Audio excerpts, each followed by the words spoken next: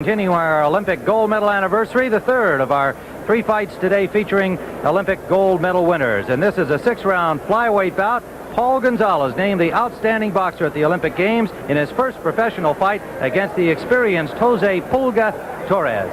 And back here at ringside, you'll see in the dressing room now Paul Gonzales looks a little bit nervous, as he has all morning preparing for his first professional bout. And let's go back and take a look at his most interesting story.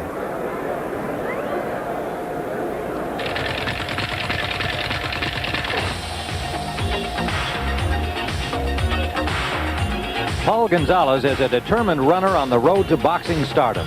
With every step, he moves closer to his dream of becoming a world champion and farther away from his nightmarish childhood in the barrio. I ran around with gangs and I got into a lot of trouble. You know, I was always afraid for my life. Sometimes you even wonder if you're going to come home at night. By the age of 10, Gonzales had been introduced to the violent world of gang warfare in East Los Angeles, where he grew up, until one day fate and the police intervened. There was a little gang problem in Pecan Park, and I grabbed this kid, and I said, why don't you learn how to do something right? Why don't you come learn how to box at our police station downstairs? I train guys right now. Come on by, if you're not scared. He proposed a challenge. I'm a person who accepts a challenge just to prove people wrong. So about a week later, I snuck into the back part of the police department downstairs in the basement. Put on a pair of gloves and loved it. At the Police Recreation Center, that love blossomed. Stanky took Gonzales under his wing and taught him the finer points of boxing. Paul proved a quick study.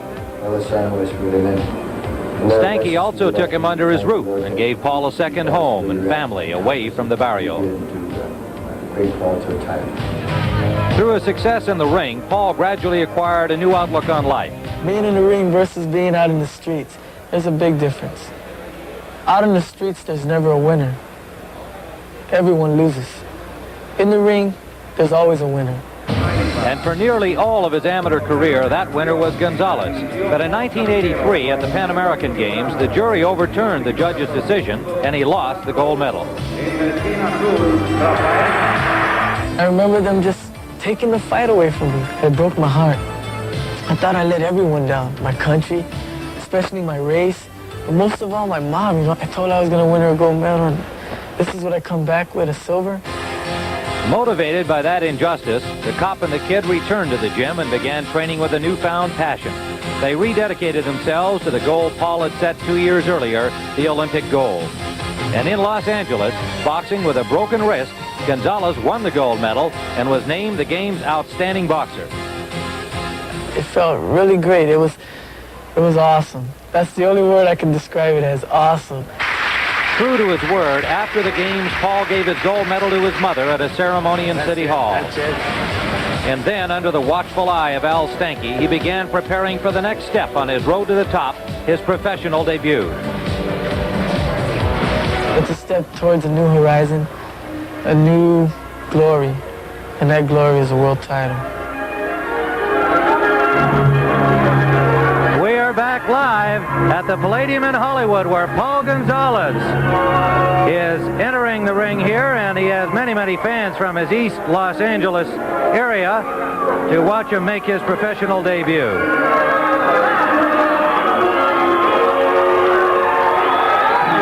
The little flags are waving, and they remember the gold medal victory 1 year ago to the day. We'll be back to watch his professional debut in a moment. You're not just another face along the way to another place. Got my case, got my wallet, got my ticket. Nice day for a raincoat. It sure is. Oh my gosh. Wait, taxi! My raincoat! Thanks. Mr. Kushner, your ticket? Oh, thanks. Oh, sir, your briefcase? You're the pride of United's friendly skies. How about a loaner? We look after the little details so you can keep your mind on the big picture. Finish your dinner? Gosh. At least I can warm up your coffee. Thanks. My coat, got my glove. Oops. You thought I forgot this. Got everything? Yep. You're not just flying, you're flying in the friendly skies. Coat or luggage. My gosh. How does Mr. Kushner, message from United Airlines. They've got your suitcase. Well, of course they do.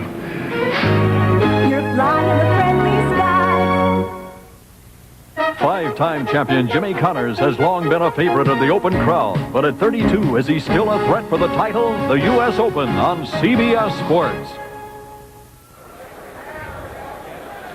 We are back now at the Palladium, ready for this 6-round flyweight bout. Let's go to our ring announcer, Bill Kaplan.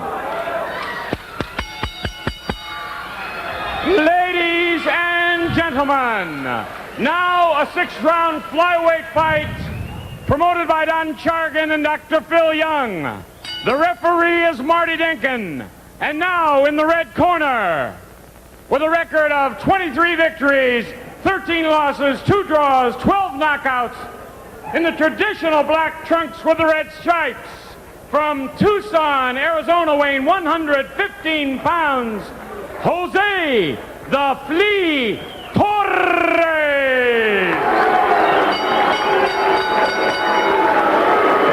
And in the blue corner, making his professional debut, the 1984 106-pound Olympic gold medalist and Val Barker recipient as outstanding boxer in the 84 Olympics, from the barrio of East Los Angeles, wearing the gold trunks and the black trim, Paul Gonzales. Well, even Ryan O'Neal is on his feet at ringside to encourage young Paul Gonzales, 21 years of age, born in Pecos, Texas, raised in Los Angeles, still lives here, of course, and the outstanding boxer in the 84 Olympic Games. What about Jose Torres? He's 29 years of age. He's had 38 professional bouts, and Gil, he's not going to be easy for Gonzales. Tim, not just the fact that he's had 38 professional fights, but it's the guys he's fought. He fought Gabby Canizales, he fought Harold Petty, 2 of the top bantamweights in the world. And remember, I said bantamweight. When Gonzales won his Olympic championship, he only weighed 101 pounds. Bantamweights are 118-pounders, and they're strong guys. Torres has a big edge in experience and strength. He also holds 2 knockout victories over Hugh Russell and Charlie Maigri, 2 of the better European fighters at that weight. Well, Tim, right after he knocked out Charlie Maigri, as a matter of fact, 2 fights later, Maigri won the championship of the world. So Torres is an experienced guy and a strong guy. You know, Gil, I can relate to Paul Gonzales so easily because our first professional fight, all the pressure, the banners, the billboards, and what have you, your first professional fight, I fought Rocky Ramon. I knew nothing of him except that he was a fighter. Here, Torres, experienced fighter, a veteran. So Gonzales is very tight, a lot of butterflies. And plus he's in his hometown, which only adds to the pressure. He has to be impressive, not just win. Yeah, that is tough. You know, they're just not satisfied with them raising your hand. They want you to look great doing it. Well, the jab we saw so often during his amateur career, certainly his most effective weapon, and showing it here in round number 1, and we'll be watching to see if he can get relaxed and how long it takes him to do so, because he certainly looked tense all day today here at the Palladium, and you saw those shots in his dressing room. He looked a little nervous. You know, Tim, as he walked in this morning, he said, Ray, I am so nervous. I told him, just be yourself, pal, and do your stuff. Torres just missed with a haymaker right, could have been trouble, but Gonzales, good reflexes, pulled back. Well, you can see that Gonzales' punches are falling short, which means he's still tight. It's been a year since his activity in the Olympic Games, recovering from the surgery to his wrist, and there's some good solid left jabs by Gonzales.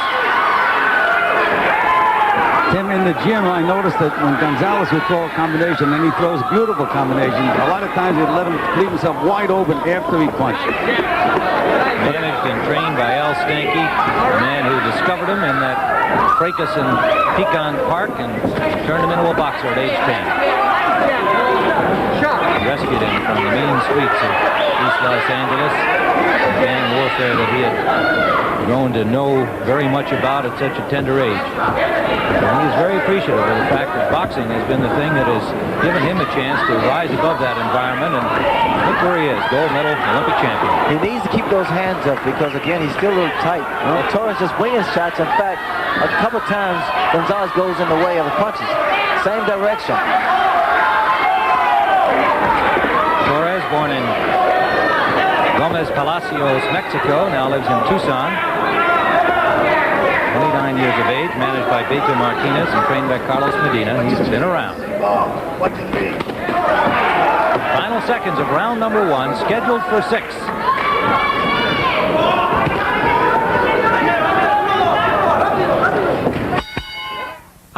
The Gonzales camp would put him in against such an experienced guy in his first pro bout. Well, it is a gamble, Tim, but when you fight a good fighter, it can make you look good. Now, in the first round, Gonzales tried to outbox Torres, and he did not throw one right hand. And believe me, he has a good, hard right hand. You know, he fought the Olympics. He won his last couple of fights fighting with a broken right hand. Actually, it was his wrist. They operate on it and operated on it. He says it's now 210%. But I'd like to see him. Yeah, well, I'd like to see him use it a little bit more. He feels very confident because he broke 2 metacarpal bones in his right wrist. I think he's a little tentative at this point now. Well, he's starting to put them together now. One thing about Gonzales also, he's a basic. He fights with the basic fundamentals: jab, right hand, good straight up boxer. Nice combinations by Gonzales. Yep, finished with a left hook. It was his best form punch of the early going here. We're in round 2. Joe Clancy, Sugar Ray Leonard, and Tim Ryan. There's that just right straight hand. right from Gonzales. And if he had any thoughts about whether it might still hurt, which should have been dispelled in the gym, that shot right there, Ray, probably gave him a little more confidence.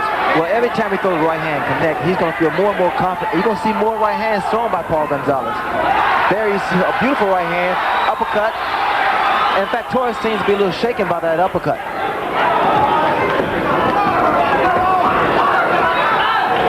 The butterflies are pretty much gone now in Gonzales. Do you remember how long it took you against Ramon for the butterflies to leave? After the interview, Tim. After the interview. Was that a 6-round fight or a 4? It was a 6-round fight. Yeah. And in fact, I fought Rocky Ramon, and we just went fight by fight, once a month. Good right hand. Right to the heart of Torres.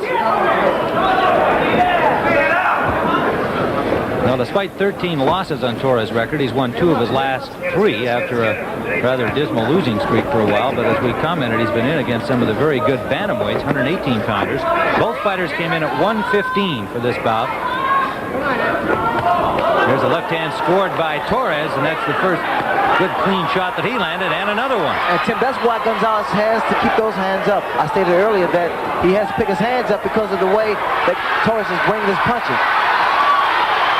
Now they're going toe-to-toe here in round number 2, and that's getting the crowd alive. He has the box. In fact, Gonzales is yelling for him to box. He needs to keep boxing, keep moving. Final seconds of round number 2, scheduled 6-round flyweight bout. The first professional fight by Paul Gonzales against Jose Torres. Round number 3, Paul Gonzales in the gold, the Olympic gold, against Jose Torres in the black trunks. The referee, Marty Denkin, will assist in the scoring with judges John Thomas and Dr. James Jenkins. This is a good ring for Paul Gonzales, 20-foot ring. In fact, I always got the biggest ring, so in case I got in trouble, I can get out of the way. Well, that didn't happen to you too often, as I recall, but certainly your style. And Paul, too, likes the box that the larger ring is an asset. Tim, this is developing into a tough fight. Remember, Gonzales has been off for a year. He's never boxed 6 rounds. And Torres is a 10-round fighter, and with his style, he's not going to get tired. We have to start looking at Gonzales to see if he shows any signs of fatigue.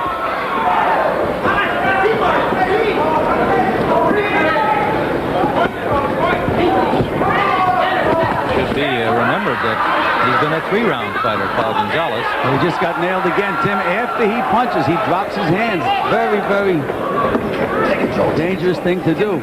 Also just bumped heads with Torres in that last exchange. And that can be dangerous. Torres seems a little soft around the midsection. So Gonzales should go to try his body once in a while. He's been pretty much constant. Oh, a big right hand. He did just And then they banged heads. But the shot landed first. The right hand landed first, then the heads came together. He went to the body with the jab and came with an overhand right. Beautiful right hand. He can't punch, Gonzales. He doesn't look like a puncher. He looks like a pencil. What does he look like? A pencil. 5'7", 115 pounds, and remember he fought at 106 in the Olympics. Look at that right hand. It's like a missile now. He's starting to find his mark. Good combination by Gonzales. Backed up Torres. Torres battles back. And a little talking to him about the heads, I believe. And he feels that Gonzales is leading with the head. As Torres reaches in and he drops his hand. Another good combination by Gonzales. That's going to happen often, Tim. Every time he reaches in, Torres, he's going to be hit by a counterpunch. Gonzales has to be very careful of those accidental headbutts. And the reason that has happened is because he's standing there. Under 30 seconds we go in round number 3, scheduled for 6. You notice the way that Torres drops that jab every time he throws it. Drops his hand.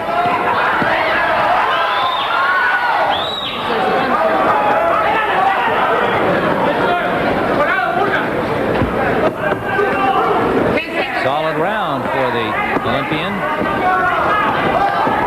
Round number 3. I don't know.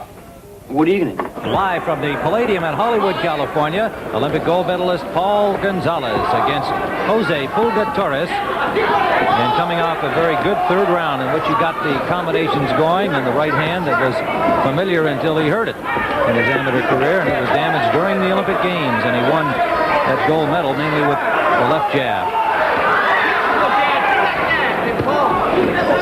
I like his concentration. I like his combinations, Joe, because he's been putting them together.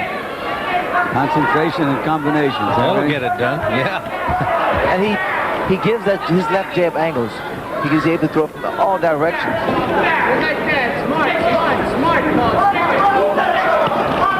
Again, we know that Torres has been in with all world-class competition. Gabby Gonzales, who we went 10 rounds with, is fighting for the championship of the world. Charlie Magby, who he knocked out, became a world champion. So this is quite an impressive debut so far for Gonzales. Well, the first round, Torres was able to find Gonzales, mainly because Gonzales was a little tight. But now he's finding it difficult to land a punch. Because those wind-up punches, roundhouse punches, are not really effective at all. Well, Torres told us he was going to bring the fight to Gonzales. It's exactly the opposite. Gonzales is backing him up the entire round. Left jab of Gonzales really started to bother and frustrate Torres. Every time he reaches, Gonzales is able to counterpunch. That's when you can tell a good fighter. Good right hand by Gonzales. Beautiful movement.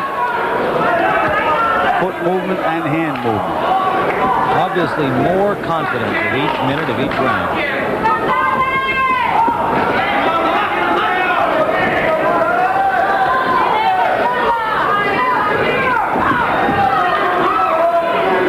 That was a good right hand attempt by Paul Gonzales because, again, that left hand of Torres is steady dropping.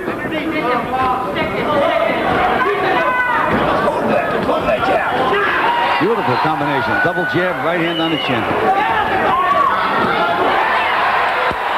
That was the move of an experienced fighter there. That was a barrio move, Tim. Yes, it was. Right off the clinch. Gonzales doing very tricky things where he spin this man off.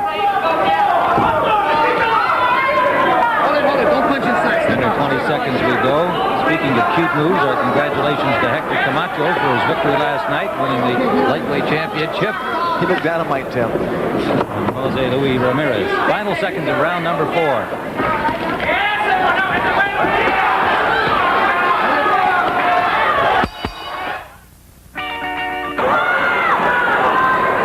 There is proud mama Ana Gonzales, mother of the Olympic champion, who is the oldest of 7 children, the Gonzales family. And I'm watching with some anxiety, I'm sure, as her son has his first professional fight. No headgear and fighting under all of this pressure, but she has to feel right now that he's doing real well, thank you. Well, Tim, whenever a mother sees her son smile, she feels very, very confident. And he smiled as he went back to his corner. to reassure everyone that everything is in control. You know, he's fighting a really good fight, and what he did was he hurt Torres early to gain Torres' respect. And once you hurt a guy, then you can make him fall for your feints and hit him with your combinations. Look at that move there, Gil. Just spin this man. Well, Ray, he was voted the outstanding fighter in the Olympics. That is quite an honor. Notice that Paul has got a nasty scrape under his left elbow, something that probably did not occur in the gym. May have stumbled while doing road work. He's kept mum about it, that's for sure. Gonzales now is basically just trying to walk this man down. Beautiful combination by Gonzales. Torres tried to put pressure on him. I just have one little one mistake I see in Gonzales, and he needs to work on it because it can get him into trouble.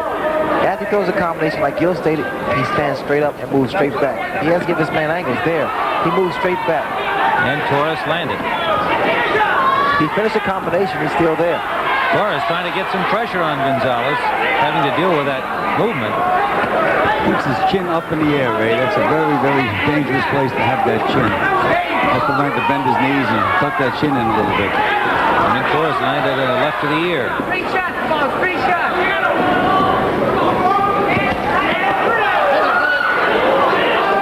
Gonzales was told in his corner not to throw any more lead-off right hands. Well, he's only thrown about 5 or 6 this round, Ray. So far. Well, the jab has been working very well.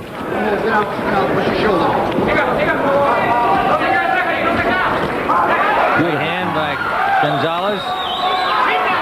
Left hook back by Torres.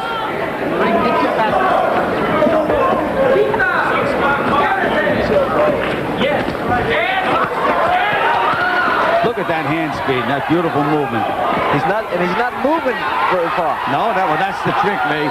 You don't want the guy to miss you by 3 feet. You want him to miss you by 2 inches so you can count it. I'm looking forward to the last round because I remember when I was fighting my first professional fight, that last round, I really wanted to shine. So I'm expecting Paul Gonzales to do the same thing for his hometown.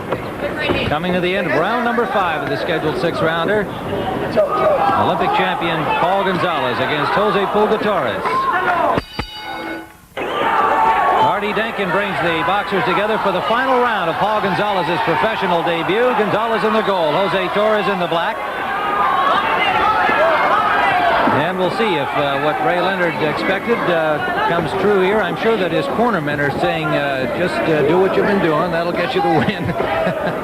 But I'm sure he's feeling that, boy, I'd like to finish off well here. And Tim, I remember my first fight. I had a similar opponent like Torres, experienced guy, short guy.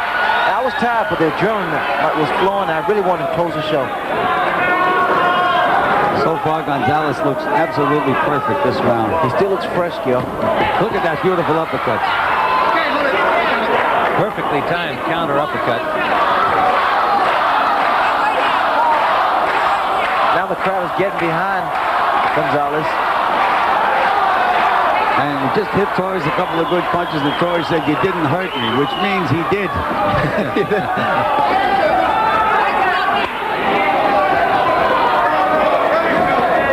Gonzales looks so relaxed in the ring. Didn't take him too long either. I thought by the end of round 1 he had really settled down very nicely. He has such good concentration. Good right hand. That stung Torres. There seems to be a slight cut on the left eye of Torres. Yes, I think you're right, Ray. Just right at the corner of the left eye.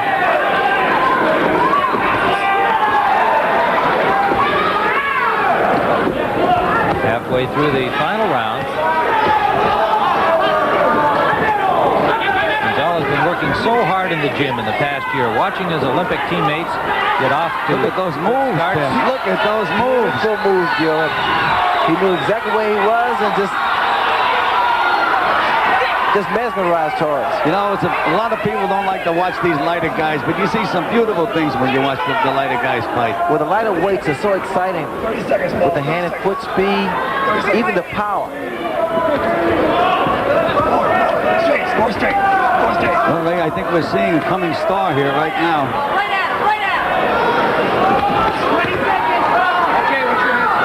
He can box, he's tough, he's a good competitor. Nice looking guy too, Gil. Well, why would you say that, Faye? You're trying to look over indicate somebody else's... I look over at you, buddy. Oh, thank you. It doesn't hurt so much outside of the ring, especially.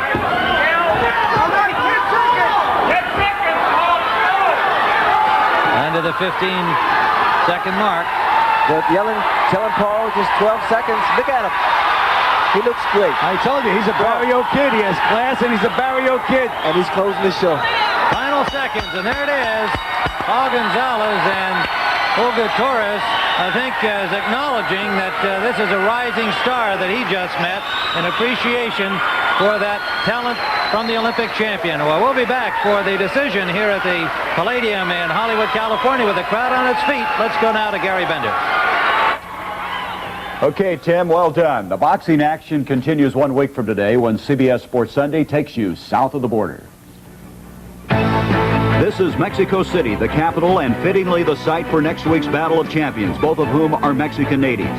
Last November, Juan Kid Meza battled Jaime Garza for the WBC World Super Bantamweight Championship on CBS Sports Saturday. In a stunning upset, the Kid came away with the crown. He'll make his first title defense next Sunday, and it won't be easy. Lupe Pintor is an established veteran and former world champion in his own right. Now he wants another title, and Meza is his target. And John Madden rides the rails again. Destination Thousand Oaks, California, better known as a training site for the Dallas Cowboys. There's a quandary over quarterbacking, and even the stoic Tom Landry has been losing his vaunted cool. Tony Dorsett is not in camp this year. He's busy trying to run his financial affairs, shattered by stalled negotiations with the Cowboys and the IRS. And will the Silver and Blue Heroes ever get back to business as usual? You'll find out on John Madden's Journey. And now for the decision and an interview, let's go back to Tim Ryan. Back live in Hollywood, let's get the decision from Bill Kaplan. Ladies and gentlemen, the scores are unanimous. 60-54, 60-54, 60-54, and the winner is Paul Gonzales!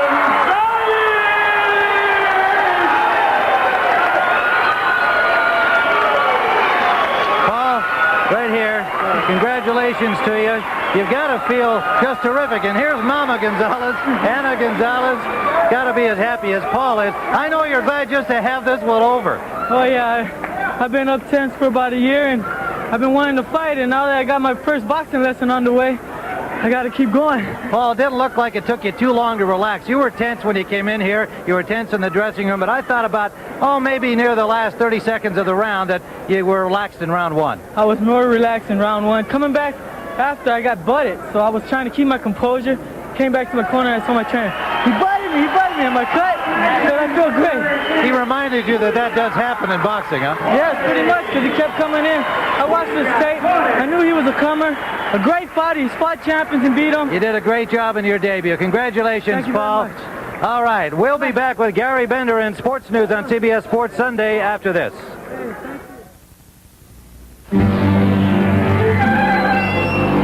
This year, 1 out of every 6 cars will need to have its brakes